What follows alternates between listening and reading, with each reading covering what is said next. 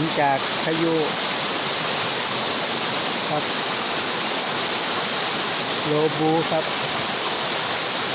พายุมาเมื่อคืนน้ำปลาไหลหลากพาเดินเดินน้ำครับผลกระทบ2 มื้อ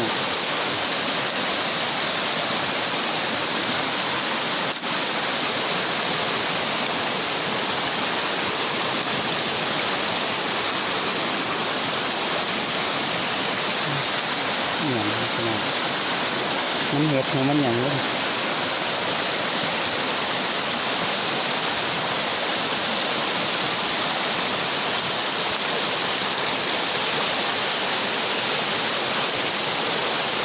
พายุเขาครับ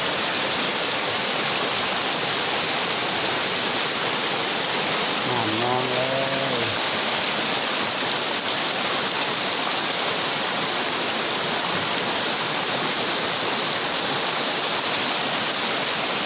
เดินรอบนครับน้ำตาครับอันนี้โอ้เกินเม็ดห้อง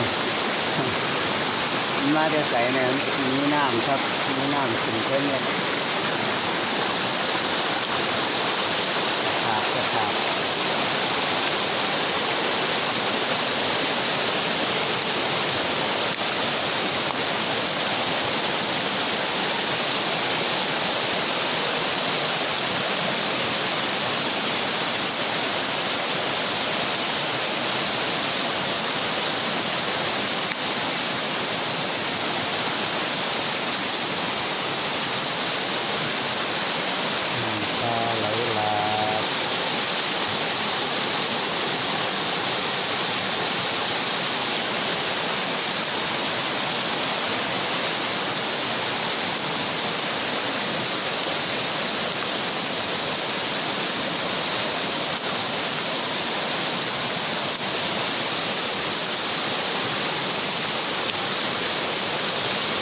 เดินเดินครับ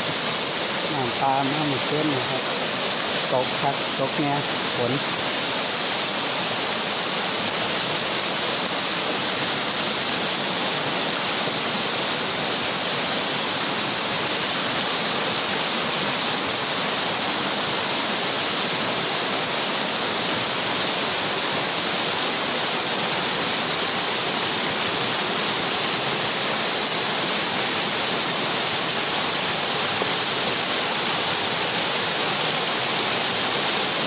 นี่นำไม่อยู่ด้วยฝนตัวขึ้นมดเลยครับนี่เจ้า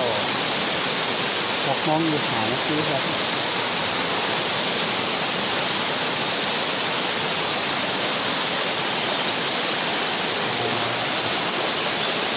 เป็นเอาพี่น้องเลย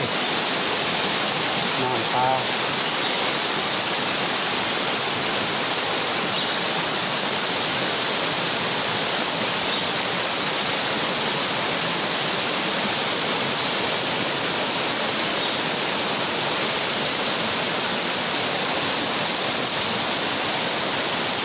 ไปเฮ็ดไว้ให้เล็กน้อยอันมาเข้าค่ายโรงเรียนไปหมดแล้วว่าน้ำอยู่เต็ม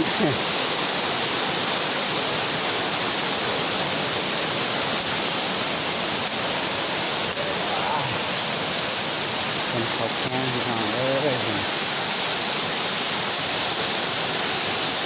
น้ำตาไหลหลาก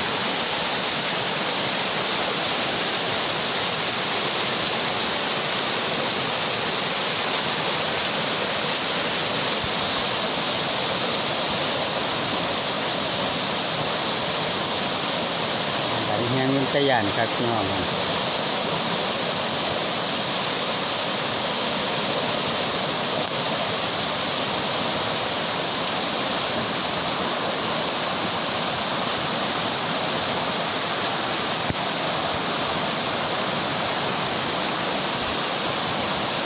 น้ำแห้งคักครับ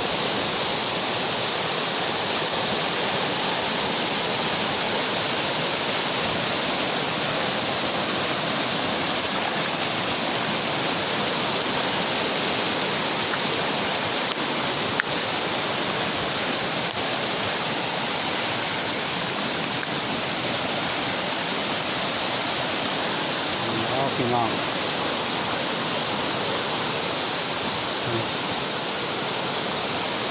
แห้งคัก